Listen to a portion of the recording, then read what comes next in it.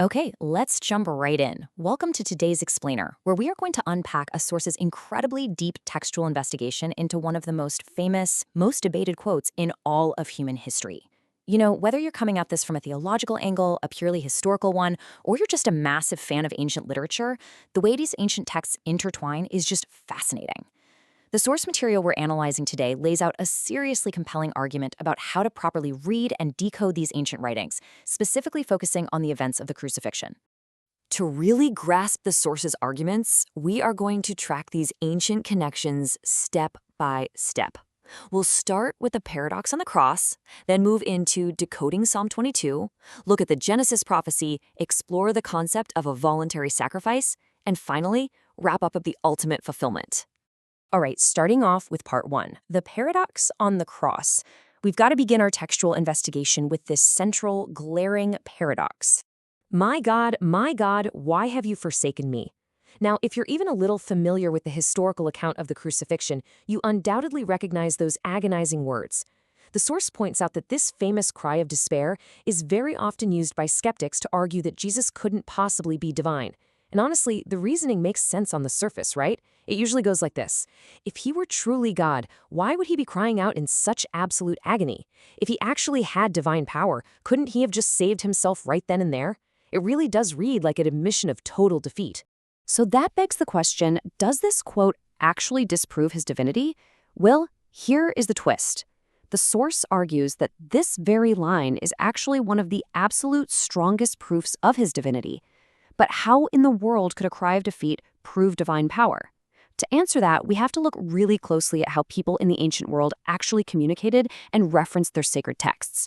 And let me tell you, understanding this completely changes how you'll read ancient history. Which brings us right into part two, decoding Psalm 22. Let's see how historical context acts as a literal key to unlock this apparent contradiction. Okay, so this historical reality changes absolutely everything about how we read that famous quote. Picture this. Back in the 1st century, the Psalms were not neatly numbered like they are in the printed books we have today. A rabbi couldn't just tell his followers, hey everyone, turn to Psalm 22. It didn't work like that. Instead, the Jewish practice of the day was to reference an entire text simply by quoting its opening line. The source points out, and this is actually a view widely supported by scholars, even including non-Christian historians like Bart Ehrman, that by quoting the first line of Psalm 22, Jesus wasn't just having a random moment of sorrow, he was essentially telling that massive crowd standing around him, go read the entire text. It was basically an ancient hyperlink. And the parallels here are honestly staggering. When we look at the imagery side by side, the connections are just stark. The ancient psalm describes hands and feet being pierced, bones being exposed, intense thirst, enemies dividing up garments and casting lots for clothing, and mockers explicitly saying, let God rescue him. Now think about the historical reality of the crucifixion, being nailed to the cross, suffering massive physical trauma, severe dehydration, Roman guards quite literally taking his clothes, and the crowd actively mocking him. The psalm describes these events almost unnervingly well. According to the source, this served as a real-time claim that this ancient prophecy was happening right then, right in front of their eyes. But wait, here is a truly mind-blowing piece of historical trivia highlighted by the video. The Roman practice of crucifixion hadn't even been invented when King David wrote those words centuries earlier. It was an execution method that wouldn't show up until hundreds of years later. Yet the imagery matches perfectly. According to the creator, realizing this completely reshapes how we view the event. It's no longer a failure, but rather part of a highly detailed pre-recorded plan. And this traces back even further than King David, bringing us to part 3, the Genesis prophecy. According to the source, to truly grasp the massive scale of what was happening, we have to go all the way back to the dawn of creation, to the story of Adam and Eve. The text from Genesis 3:15 unusually refers to the woman's seed instead of the man's. Now, in ancient patriarchal societies, text almost exclusively referred to the man's seed or offspring. So the creator argues that this very specific, highly unusual phrasing points directly to Jesus being born to a virgin, having no earthly father. That same verse in Genesis goes on to describe a cosmic conflict. The seed will crush the serpent's head, and the serpent will strike his heel. The source breaks down this dual prophecy, arguing that striking the heel represents the brutal physical suffering of the crucifixion. It's a wildly painful blow, sure, but a temporary one. Conversely, crushing the head represents a fatal, ultimate victory, paying the debt of all sins and defeating the serpent entirely. When you start seeing these deep patterns, it completely shifts how you consume ancient literature. It reveals how intricately these symbolic structures were mapped out. Let's see how this builds into part 4, a voluntary sacrifice. This is a huge theme in the source material, the argument that this was a completely preordained, entirely voluntary act. The creator uses this specific quote from the book of John to emphasize a really critical point. Jesus wasn't just some victim of circumstance who happened to get caught by the local authorities. He explicitly stated that he chose to give his life and actively didn't want to save himself. It was a deliberate, conscious choice to see this ancient plan all the way through to its conclusion. And to back this up, the source points out that he had multiple, incredibly easy ways out.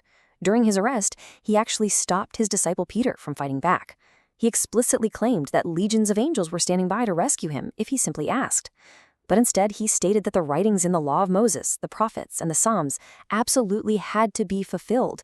He was voluntarily walking right into a destiny that was laid out in those texts. Get this. To really drive the point home, the source shares an unbelievable statistic, claiming there are over 300 places in the Old Testament that repeatedly predicted his death. 300. It wasn't just Genesis or Psalm 22. The creator argues that the ancient texts are absolutely saturated with these prophetic markers, making it crystal clear that this was the intended path all along.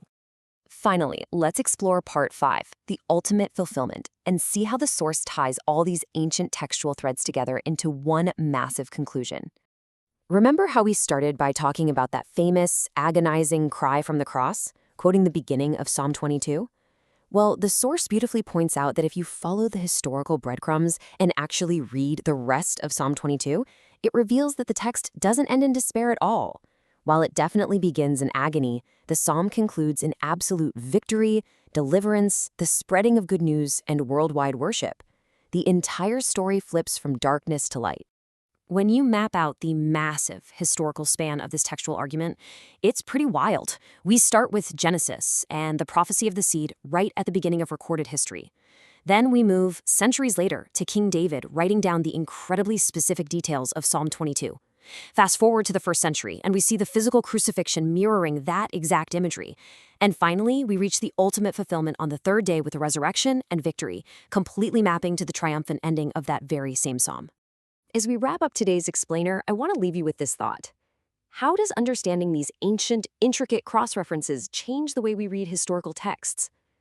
Regardless of your personal beliefs, the sheer complexity of how these ancient texts interweave, hyperlink, and build upon one another across thousands of years is just truly something to marvel at.